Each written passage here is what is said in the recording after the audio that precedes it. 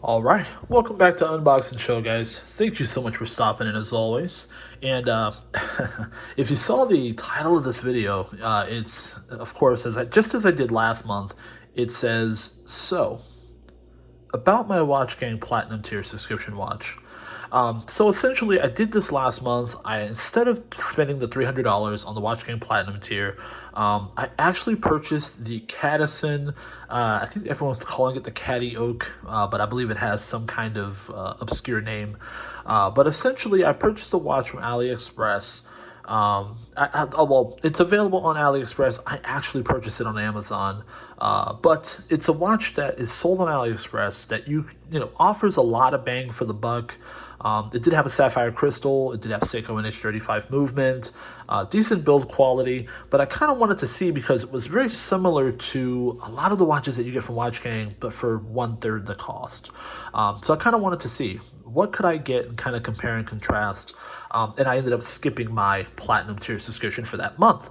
I did the same thing this month. I decided to skip the Platinum Tier subscription for July, save a little bit of money here, and see what could I get for 1/3 the cost, and go back to that well and see what's available on AliExpress, or in many cases, like I said, you can purchase the same watches on Amazon. It's usually $10 or $20 more, but I usually just prefer to get them from Amazon only because the return policy is great. So if anything goes wrong, Amazon takes literally anything back. So without further ado, guys, I did not receive a watch from WatchGang.com Platinum, but I did get and wanted to check out this Pagani design. So if you're familiar with Pagani design, again, this is another one of those value leader kind of watches where, yes, it is typically an homage, but a lot of times you get a lot of bang for the buck. So you get a lot for what in terms of specs. It's usually very, very good in specs, but the cost is way, way down. And a lot of these watches from Watch Gang, the platinum ones, are coming with Miyota. I believe it's Miyota 8215s that don't hack and kind of strange. From brands that we haven't heard of. And listen, Pagani Design is not a mainstream brand either. You're getting a lot of specs, a lot of higher end specs. In terms of what the watch offers. The only thing is, a lot of times you are getting just like an NH35 movement. But let's check this out. Let's go in and see what's going on here. So this particular watch did come with a the box here is actually pink here. I thought this part would be white, but it's actually like breast cancer pink, which threw me off a little bit here. You do get a towel, so you get a little microfiber to chamois that baby down. You get a Pagani Design booklet here. So you get the Pagani Design manual. And in terms of what we got, as you can see here, of course it looks, it's pretty much an homage. Looks like a Rolex. But this is a Pagani Design GMT. And what's cool about this is that it's an automatic GMT, okay? Which a lot of times I feel like for this price point, I just unboxed my black tier watch from Watch Gang. It was $99 and it has a quartz GMT. So this one came with an automatic GMT, and you can get these all day online for just over $100, like 110 maybe, 109. I believe I paid 109 for this one. But let's go and take it out here. We'll get a detailed look. As you can see, to me, it does have sturdy build quality. It does feel pretty good for what it is. I mean, for $100, you definitely get decent build quality. You get a clasp that is similar to Rolex's, of course. Obviously, I'm saying similar in looks. Obviously, this bracelet and this clasp feel absolutely nothing like what an actual Rolex would feel like. This isn't glide lock or anything like that. It's just, it's got a couple of fixed positions here, but you fold that over. And, it's made to look like it, but it just says Pagani Design back there. Of course, this is the Coke variety. So you've got black and red. You've got the red GMT hand. And I think it looks fairly striking, actually, with the, the red accents and everything. Obviously, it looks like the Rolex. So the looks are down point, are on point, obviously, because everything was literally just lifted from Rolex down to the dimensions here.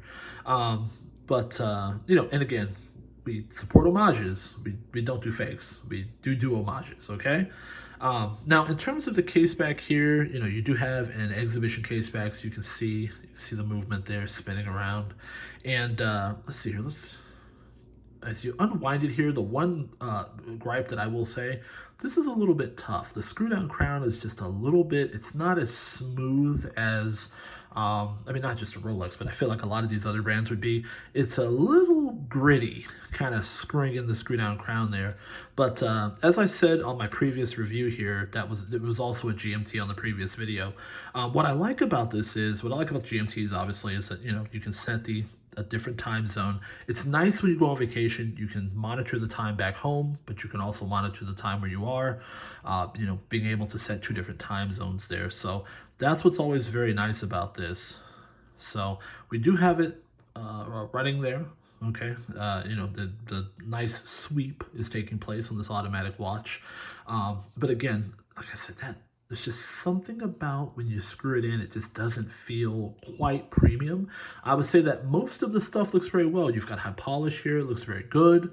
I will say the bracelet is actually pretty good for what it is, for the price point. It feels pretty solid. It's not the best, but I'll say at this price point is better than what I would expect it to be. One thing also that I gotta knock Rolex on is everything appears to line up properly. On the style here. A lot of these Rolexes, in fact, I'm wearing a Rolex. I think mine lines up pretty well, but I'm actually wearing a quick wristwatch check, guys. I'm wearing this is a Seiko Turtle, a King Turtle. But a lot of these Rolexes you get, a lot of these Seikos you get, don't, the bezel doesn't line up. It's amazing to me that these, usually Chinese, watches that are kind of spec beasts, they kind of give you a lot for a little. I'm amazed at how everything can line up on these watches. But you buy a Seiko that, keep in mind, this, you buy a Seiko that could be way more expensive, $300, $400, $500, $600, and they couldn't manage to put the bezel on properly. So that's one thing that I will say is nice to see here on this lower end Pagani design watch. So now I will say in terms of the size, and I said this before about another watch that was this size. Keep in mind my wrists are roughly 8¼ inch. As this is about 40 millimeters here in terms of the dial on this. It's especially on a watch that has these dimensions. I really start to see why this is iconic, why this is beloved. And a lot of people don't want the sizes to increase as Rolex has, started to increase some of the sizes of their cases. Is because to me, in my personal opinion, let me zoom out a little bit, guys. In my personal opinion, this is absolutely perfect. Once you go ahead and you have this on, it really melts away. You don't even feel it. It's small, it's manageable. And I do have a couple watches that are like 46 millimeter, 46 or 47 millimeter. And when you wear something this small, it just kind of melts away, It's not this big honking thing, but it's smaller and it almost has this feeling of, a little bit higher sophistication almost, just because it's smaller and more delicate. So, I do really like a watch or a dive watch that is, 40 millimeters. I think that's very perfect. My Turtle, I believe, is about 43.